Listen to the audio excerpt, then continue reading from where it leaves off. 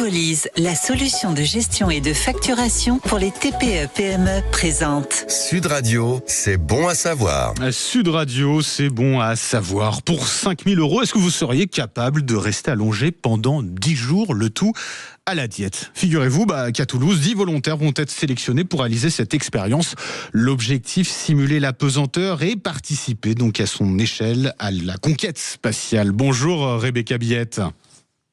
Bonjour. Et merci d'être avec nous ce matin sur Sud Radio. Vous êtes responsable médical de la clinique spatiale de Toulouse et responsable de cette étude que vous allez mener. Bon, c'est pas évident tout de même ce que vous allez demander à ces 10 volontaires. Comment elle va se dérouler précisément cette expérience, cette étude ? Non, c'est sûr, ce sera pas évident. Ça va durer une vingtaine de jours. Les sujets vont arriver chez nous pendant 5 jours pour faire des tests de base, comprendre comment leur corps fonctionne. Ensuite, ils vont être alités avec la tête légèrement plus basse que les pieds, à peu près moins 6 degrés d'angle, et ils vont être restreints à 250 kilocalories par jour pendant 10 jours. Ça représente Ensuite, quoi? C'est très peu, j'imagine, ces calories-là. Ouais, c'est à peu près 10% des besoins de base d'un homme sportif. D'accord, ok. Et vous alliez continuer, Rebecca Billette? Oui, qu'on les garde ensuite 5 jours sur place, le temps de les réhabituer à marcher normalement, à reprendre du muscle, etc., avant de les renvoyer chez eux. Concrètement, elle va servir à quoi cette étude ensuite? Une fois que vous aurez les résultats, ça va être utile pour quel type de mission? Alors, ça va être utile pour les missions plutôt lointaines, quand le système de support vie qui maintient les astronautes en vie, qui leur permet de se nourrir, on sait que parfois il pourrait y avoir des problèmes. On essaie de comprendre ce qui pourrait se passer dans ces cas-là. Et donc, parce que c'est une étude pour le coup qui va nous apprendre beaucoup de choses, vous êtes encore en phase de sélection de ces volontaires qui vont participer à cette expérience. Vous cherchez des critères bien spécifiques, hein, c'est ça ? C'est ça. Alors, on va chercher 10 hommes qui auront entre 20 et 40 ans, qui seront sportifs, en bonne santé. Faut qu'ils prennent aucun médicament, faut qu'ils aient aucun problème de santé. Et voilà, on est sur la fin des recrutements là sur candidature. Donc, il est trop tard pour candidater, pour participer, ou il y a encore une petite fenêtre de tir ? Non, c'est pas trop tard. On n'a pas du tout fermé les candidatures, mais on commence à en avoir pas mal. Bon, avant d'être retenu comme volontaire et de participer à cette expérience, j'imagine qu'il y a tout un parcours de validation. Vous allez vérifier un petit peu les profils de chacune des candidatures. C'est ça, il y a plusieurs phases de sélection. Alors d'abord par mail, puis par téléphone, et ensuite il y a une visite sur place. On va faire tout un examen médical. On va faire une épreuve d'effort, on va regarder la qualité des os, on va regarder la composition corporelle aussi avec un appareil à rayon X spécial. On va faire une prise de sang, etc. Pourquoi uniquement des hommes et pas des femmes également? On a Sophia Anno qui a rejoint l'ISS, on a des femmes astronautes.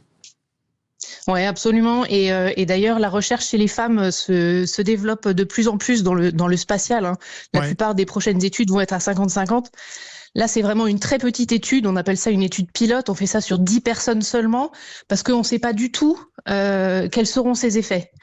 Et donc, on a préféré se concentrer sur une petite population de personnes qui sont assez similaires. L'avantage des hommes, c'est qu'il n'y a pas de cycle, on n'a pas besoin de s'occuper de tout ça. Donc, pour comprendre au début ce qui se passe, de manière très préliminaire, on a choisi les hommes. Mais si c'est une étude qui s'avère intéressante, à l'avenir, on développera et ce sera chez les deux, bien sûr. C'est plus facile en fait là de comparer les résultats entre les uns et les autres, puisque on est véritablement sur les mêmes profils. Alors, vous dites, là, on ne sait pas ce que ça va donner les résultats. Est-ce que vous avez quand même des hypothèses de travail avant de débuter cette expérience, cette étude ? Ouais, alors on a choisi de faire cette période de 10 jours justement parce que c'est une période qu'on connaît très bien, à la fois sur le jeûne et en même temps sur l'alitement, les effets de la micropesanteur, donc l'absence de gravité qu'on reproduit sur Terre. Et par contre, on connaît pas la combinaison des deux, mais on s'attend à ce qu'il y ait une perte de muscles. Ouais. Bien sûr, déjà parce qu'on bouge pas, parce qu'on mange moins. Bien sûr. Une perte de gras, bien sûr. Oui. Y a des effets sur le cerveau qu'on va peut-être découvrir. Là, on ne sait pas trop ce que ça va faire. On va regarder la mémoire, on va regarder le stress, on va regarder la capacité de concentration. Ouais. Il y a des effets cardiovasculaires. Là, on s'attend un petit peu à ce qu'on voit dans nos études d'alitement habituelles. Voilà, c'est la combinaison des deux qu'on connaît pas. Bon, en tout cas, on parle d'effets quand même assez importants. Rassurez-nous, ils sont pas irréversibles, ces changements. Non, pas du tout. Déjà, au bout de 24-48 heures, tout ce qui est cardiovasculaire, tout ce qui est l'équilibre, etc., ça revient tout à fait à la normale. Et après, on a une visite à distance, à 3 mois. Ouais. Et là, on s'attend que tout soit redevenu comme avant. Et ben voilà, en tout cas, si vous voulez participer à cette étude pour faire avancer la science et puis pour la conquête spatiale également, voilà, vous participez à cette étude. Vous cherchez donc 10 volontaires au total avec les candidatures qui sont toujours ouvertes. Pour candidater, on fait comment ? On envoie un mail. Vous pouvez trouver l'adresse mail sur notre site medes.fr. Medes.fr. Merci beaucoup, Rebecca Billette, d'avoir été avec nous ce matin sur Sud Radio. Je vous souhaite une très belle journée. Merci. Je rappelle que vous êtes responsable médicale de la clinique spatiale de Toulouse. Merci beaucoup.